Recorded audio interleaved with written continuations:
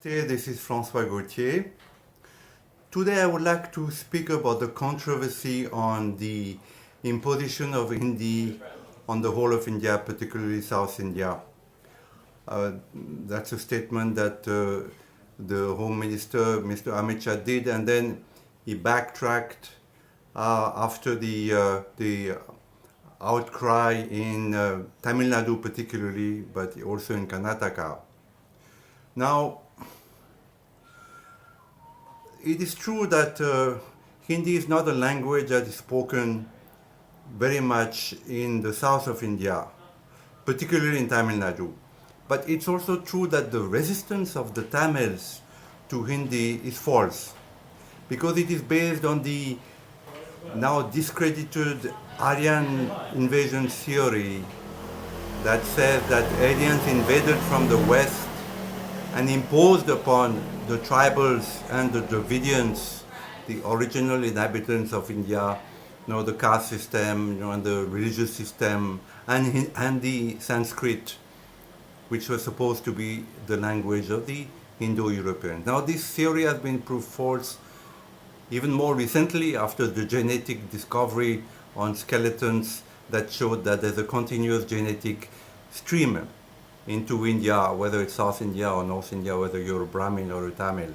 So the whole resistance of the Dravidian parties, the DMK, and eventually the ADMK, to imposition of Hindi is false, because they think that they are the original inhabitants of India.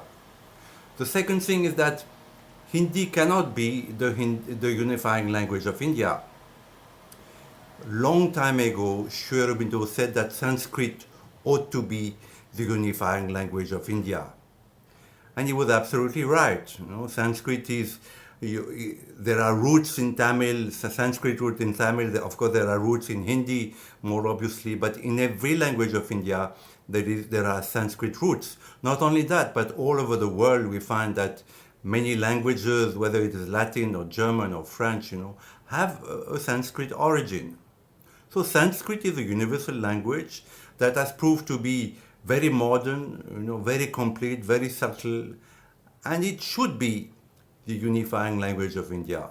Now people will say it's a dead language.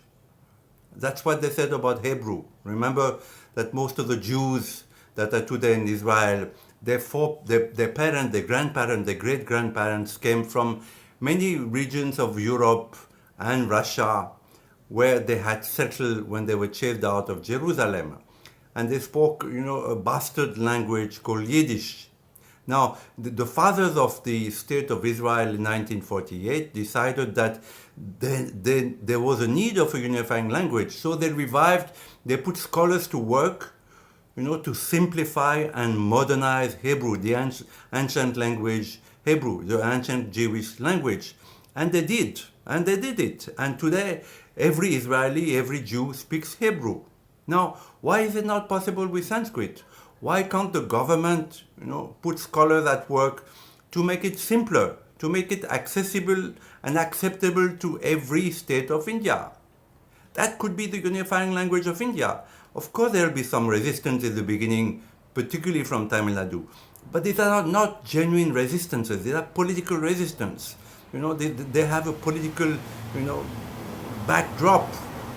Now, I do believe that Sanskrit ought to be the unifying language of India, and I do believe also that English is the language of the colonizers. It's fine that every Indian, every educated Indian speaks English. It helps them to settle all over the world. It helps them to compete, all over the planet. But they ought to have their own language, that will make it for a more Indianized, a more nationalistic, a more conscious of the glory that was India. So let Sanskrit be the unifying language of India, not Hindi. This is the right path.